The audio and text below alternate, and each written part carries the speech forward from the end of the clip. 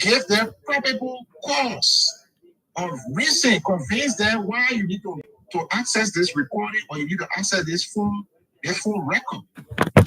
But we only heard one day come assist the investigation. Next thing that same day, it turned into interrogation, it turned into charges and all of that. So we don't know what evidence they have. But I know that's what I'm saying, that the Gregory Comer knows, quote unquote, he been trained at the National Police. And I understand he even went to Harvard University to learn about who governors. So he knows. But it boiled down to daily bread. Daily bread. Because if Gregory Comer does not follow the instruction from Unity Party, the next day Gregory Comer will not have a job. And that is the reason why time after time we see the police and the Ministry of Justice operating like the military wing of the ruling party. But Gregory Comer knows better. He knows that when you charge, you lose jurisdiction. So the only way you can keep that jurisdiction is not to charge and be playing within your 48-hour. But once you charge, you lose jurisdiction. But because he received political instruction, so he's going to charge. He's going to pay tax. You are assuming that what he did. But what they have to assume? The conduct is explicit, because if he had not received political instruction, once he charged, he will charge the people who want to the court. That's the law.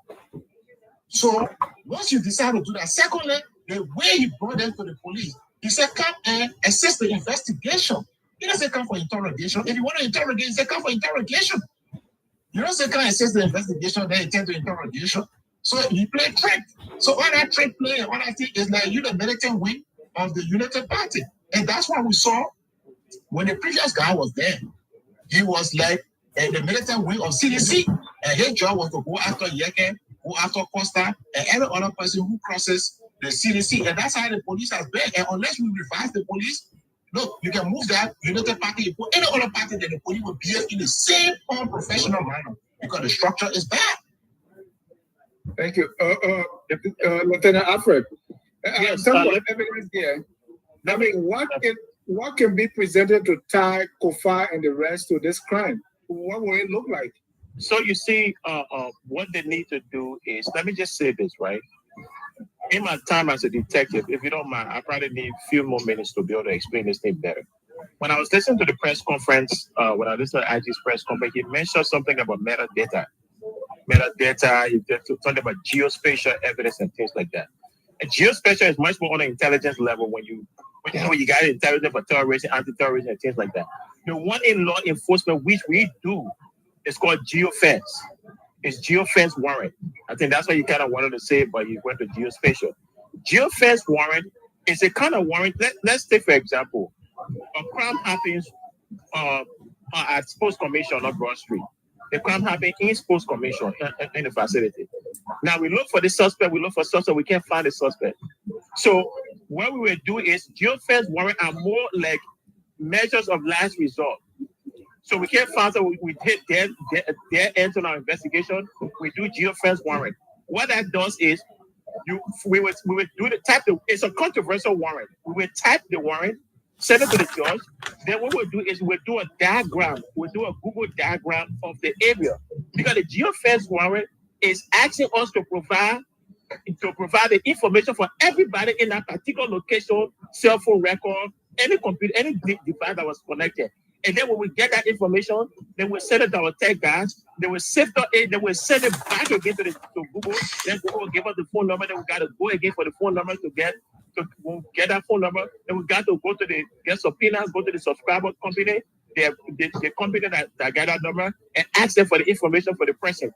So because of how long it is, investigators don't really do that. We wouldn't do that as a measure of last resort if we don't have a suspect and we're trying to see, cross our T's and dot our I's. Why am I saying this? Chief almost said the geofence, you talk about geospatial geofence thing. First thing is broad. It's broad. That's the only new thing that was introduced from the previous press conference. Because everything else he said is the same. The confession from these guys, the audio recording, the chloride bottle. The problem here with those things is those things do not physically connect the original suspects to the scene. And what do I mean? Take, for example, they said the guys went and bought gasoline in the morning with a guy in the pickup, bought gas early in the morning, and came to the place, to the capital building to burn it. So now what you do as an investigator is, okay, you trace their steps. Where did they buy the gasoline? You go there and ask the person who sold the gasoline, hey, when you guys came about it, you recognize this guy? Yeah, oh yeah, the kid bought gasoline for me. What kind of container they use? Oh, they one of them had a little gallon, the other person had a Clorox bottle and things like that. Oh, okay. Then you show them the Clorox bottle. Is this a Clorox bottle? Say yes. Okay, what you've done right there is you've linked the Clorox bottle on that scene. You put the Clorox bottle in the hands of the suspect because you have a witness who can put the Clorox bottle in the hand of that suspect. That's what we call physical evidence connecting the people to the crime scene. Then to enhance your evidence, to make your case stronger, you process that Clorox bottle for fingerprint, and if their fingerprint is on it, you give your case more credibility. Now you can say, yes, the person who had the Clorox bottle was the one who committed the crime. Then you test the substance in the Clorox bottle like they did with FPRC. So my point here is, so far, so good. Again, I'm not privileged to the evidence, but when I talk to people, what I've learned, it does not appear like these things have happened. When they brought those guys from Minnesota, those guys said exactly what LMP wanted them to say and what the governor like wanted them to try investigators. The evidence LMP has gathered, I'm not seeing any evidence that has physically connected any of these guys to the scene. Now, the 7 guys got to the scene. They were on the scene. Yes, they're there because why they work there. Those are employees, so they went to work on their normal work day. So they can explain their presence there. Yeah, I work here. So that's why I'm here. You can explain most of the things the evidence LFP has, those evidence can be explained. Now they said they capture confession from those in police custody or regional suspects. The problem here is when you listen to Gregor Coleman's press conference yesterday, he was very, very qualified. He was very, very intentional with his expression. He said nobody was tortured in police custody. But guess what? That is a joint investigation. You have other agencies, you have NSA, you have all the different people involved. So yeah, nobody may have been tortured in police custody or LFP headquarters, but what about NSA? What about the justice? What about somewhere else? So that's what you have to look at. Where this, with the confession that you obtain, were they obtained in accordance with the law? But this guy better due process and things like that. And so far as a learned lawyer, there will be a series of suppression hearing for this evidence that LFP has. So far so good. The charges here, the case of Gloria Scott has stronger circumstantial evidence than this burning Capitol building. Thank you. Attorney Fimo, are you good now? I mean, Attorney Jensen, sorry. I think I'm good. All right. So complete your thoughts. You know, we're talking about tying the evidence, tying the evidence to the lawyers, to the lawmakers. I think the government will struggle to convict those individuals because one of the cardinal elements for arson will be malice. There must be a malicious intent. And I'm not sure that the police can actually prove whether those lawmakers were acted maliciously to burn the Capitol building. And I think that's the element that they will struggle to really, really find. And I heard trying to even attempted murder. So all of the charges, are, in my view, they are frivolous. I don't think to prove whether they, maliciously intended to kill or to murder people can be proven by the Liberal National Police. So it's going to be difficult for them. That's my opinion. If I may, then until I see evidence otherwise, yeah. Abu Douglas said, but the evidence could be circumstantial. It does not have to directly tie the suspect to the sin. Dennis, if I may, real quick, to just interrupt real quick, the two things one thing I want to say is, when it comes to the charging of attempted murder, I believe that the reason why the charging got the attempted murder is not in relation to the fire burning, it's in relation to the beating of the officer the day before. There was an officer that was beaten and left for dead. But the problem with that is, I don't know if the lawyers there can help me. I don't know if, like, bro, law, you're in America, when you go rob a bank, all of you go rob a bank, and one of your partners in robbing a bank shoot somebody, you catch the murder charge too. Even though you didn't shoot, you catch the murder charge. Does that happen? Is that how it looks in, like, bro? Because their murder charge seems to be related to the incident before, the day before. It has nothing to do with fire.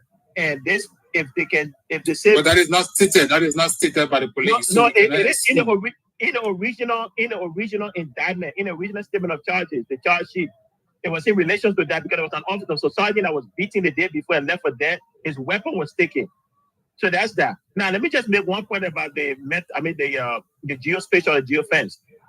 Geofence can help LMP if they have substantive corroborated evidence. Geofence does not link people to crime, generally speaking. It only identifies potential suspects. So LMP said the people have meetings and things like that. Well, if geofence warrants post those people, a group of 5 or 6 of them in a certain area for like 4 or 5 times, and witness testimony, witness or corroborated witnesses said that this meeting was held today, and the geofence said, oh yeah, today this was the day the guys were gathered. So if geofence evidence is consistent with what the witness is providing, and the statement obtained for the witness was obtained within the confines of the law, then LMP has some strong evidence right there. So I'm not saying they don't have evidence. And then circumstantial evidence, yes, circumstantial evidence can be strong enough. But my thing is, from what I've seen, the situation with Councilor Scott Hall had much stronger circumstantial evidence than what the situation of fire is. The evidence are there, but those evidence that are there can be easily explained. They can be explained, and that's my point. Thank you. Councilor Joey. You know, go ahead. No, go ahead. I want you to. So I think we are asking premature questions and getting premature answers. In this case, when it is taken to court, if the state decides to have the magistrate pray for a writ of arrest, for the magistrate to issue the writ and have it served on the defendant, Councilor Kufuor, and others. The defendant have the right to pray the magistrate for preliminary examination. The council can request the court to examine the pieces of evidence that they think could be linking all 5 of them, or the defendant could waive the right to preliminary examination, and the matter could travel to the circuit court for an indictment, or the Ministry of Justice can go before the grand jury or before a special jury to find whether there's a true bill, and then an indictment could be issued and a writ of arrest from the circuit court served on Councilor Kufuor and 4 others that are detained today at the police station. Now, when all of that has been done and the trial date of this case is set, then there is a process under the criminal procedure law in Liberia called a discovery process, where the state will be required to exchange or to give to the defendant and the defendants and their counsel every piece of evidence that they have in their possession that led them to charge Councilor Kufuor and others. So, you know, if the evidence the defense cannot be taken by surprise. The law requires that they must clearly give those pieces of evidence to Councilor Kufuor and his counsels. When that has been done, and if the counsel for Councilor Kufuor and others believe that the facts that led to the indictment is not sufficient to proceed, they may file a motion to dismiss the indictment based upon legal defect. But until the discovery process occurs, no one is able to tell whether the state has enough evidence or not. We are at a level of having them forwarded to court and having a writ of arrest issued, and then the process begins from there. If the defendant moved the magistrate court for a pre-trial hearing or a preliminary examination of the evidence, then that could be conducted before the magistrate court. If they do not want to waste their own time, they would principally waive examining the evidence and allow the matter to go to the circuit court for an indictment to be issued. So we're far from whether evidence is strong or not strong, whether it's hearsay or no hearsay. We need to wait until the writ of arrest have been issued on them. They have gone to court and the process has started. Again, at some point during the trial, there will be a discovery process. The evidence in the hands of the state would have to be given to the defense and the counsel. So we are ahead of ourselves. Because we see what's happening already. So maybe that's I think we have a right to discuss this matter because it's a developing story, and we know all of the criminal procedure you just laid down, Joel. We know those things will interplay likely beginning Monday. But one key issue for me that I really been concerned with this case was the timing of calling these people to the office and keeping them for the whole day and putting them behind bars. We discussed so that these kinds of activity can stop. You don't program people. And then I said it, the lawyers himself should be blamed. Kofa's lawyers should have known better. The fact they not being like people who are known that these people were off for something else. I think a trap they set. Yes. So the lawyers themselves should really discover what was in the mind of the lawyers set the trap so they can. The lawyers set the trap. Yeah. No, Dennis. No, I don't think so. Dennis. Again, this is to me an incompetent behavior by the defense lawyers. Knowing Liberia and knowing what happens in our court and with our system, the lawyers, I think there are about 3 or 4 of them or 5 of them. Why all of them going to the police station to look for what? They should column themselves, divide themselves into column. One group of lawyers will either be will have prepared a petition for a writ of habeas corpus proceeding, or alternatively, they will have proceeded to the Supreme Court, to the Justice in Chamber, to ask for a writ of prohibition to be kept, to be issued and served on the AG, the RG rather. Yeah. But why are they all sitting there at the police station? I understand Council Kofa and the others were invited 9 a.m. in the morning. So from 9 a.m. in the morning to 5 p.m., lawyers are sitting down there waiting for the client to go to jail. Are those lawyers? I think they are lawyers, but they're saying what do you think happening here? So the way to I mean that is honest too. This is not something that is happening today to Council Kofa. This is a historical occurrence on a day-to-day basis. When a criminal defendant is charged, the police people will do what they did today. So then, if you're practicing law like you understand the politics as well as the legal part of it, you will have a petition prepared. Yeah. And file with the clerk of court and follow up that the Justice in Chamber will issue an order to prevent the RG from detaining those people. Nothing like that happened. Monday morning, all of them were dressed in black guy and go to the court. Looking for what? Defending the camera. And to the people, what you say to that, because what I'm going to do now is, so what will happen next? I know Councillor Jiwa went into that a little bit. Where do we go from here? I wanted to talk about also, but I want your input before we talk about this video. Oh, sorry, I told you, sorry, go. I won't go into the procedure too much because that's boring stuff for the audience. But the idea is they're going to go to court eventually and sort out the preliminary issues. Probably they're going to draw up an indictment. But look, the problem is that we have a serious problem. Look, you can have a problem from 1950 to 2025. You can have the same problem for 75 years. It's an indication either you're not using your 5 senses God gave you or your natural